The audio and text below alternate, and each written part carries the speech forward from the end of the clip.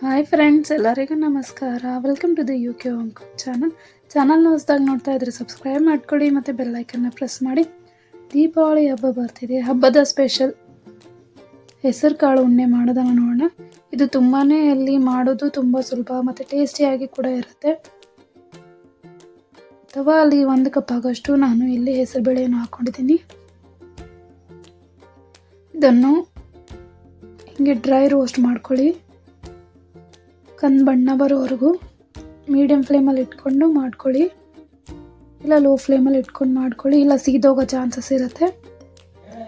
ಇದನ್ನು ಕಂಪ್ಲೀಟಾಗಿ ತಣ್ಣಗಾಗ್ಬಿಡಿ. ಈ ಥರ ಕೆಂಪಾದ ಮೇಲೆ ಜಾರೊಳಗೆ ಹಾಕ್ಕೊಂಡು ಪೌಡ್ರಾಗಿ ಮಾಡ್ಕೊಳ್ಳಿ. ಈ ಥರ ಅದೇ ಪ್ಯಾನಲ್ಲಿ 2 ರಿಂದ 3 ಚಮಚ ಆಗೋಷ್ಟು ತುಪ್ಪ ಹಾಕಿ,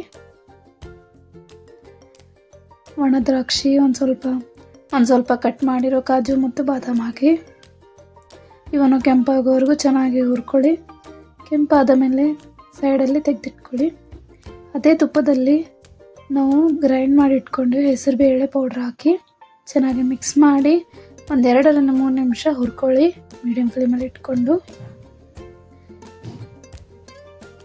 ಈಗ ಜಾರಲ್ಲಿ ಒಂದು ಅರ್ಧ ಕಪ್ ಆಗೋಷ್ಟು ಸಕ್ಕರೆ ಹಾಕಿ, 1-2 ಏಲಕ್ಕಿ, ಒಂದು ಸ್ವಲ್ಪ ಜಾಜಿಕಾಯಿ ಹಾಕಿ, ರುಬ್ಬಿರೋ ಹೆಸರುಬೇಳೆಯಲ್ಲಿ ಸಕ್ಕರೆ ಹಾಕಿ ರೋಸ್ಟ್ ಮಾಡಿರೋ ಡ್ರೈ ಫ್ರೂಟ್ಸ್ ಹಾಕಿ ಎಲ್ಲವನ್ನು ಚೆನ್ನಾಗಿ ಮಿಕ್ಸ್ ಮಾಡಿ. ಈ ಸ್ಟೇಜಲ್ಲಿ ನೀವು ನೋಡಿಕೊಂಡು ತುಪ್ಪ ಹಾಕ್ಕೊಳ್ಳಿ, ನಿಮಗೆ ಎಷ್ಟು ಬೇಕಷ್ಟು. ನಾನಿಲ್ಲಿ 4 ರಿಂದ 5 ಚಮಚ ಆಗಷ್ಟು ಹಾಕಿದ್ದೀನಿ. ಇದನ್ನು ತಣ್ಣಗಾಗ್ಬಿಡಿ. ತಣ್ಣಗಾದ ಮೇಲೆ ಈ ಥರ ಕೈಯಲ್ಲಿ ಕಲಿಸ್ಕೊಂಡು ಒಂದೊಂದಾಗಿ ಈ ಥರ ಉಂಡೆ ಮಾಡ್ಕೊಳ್ಳಿ, ತೋರಿಸಿರೋ ಥರ.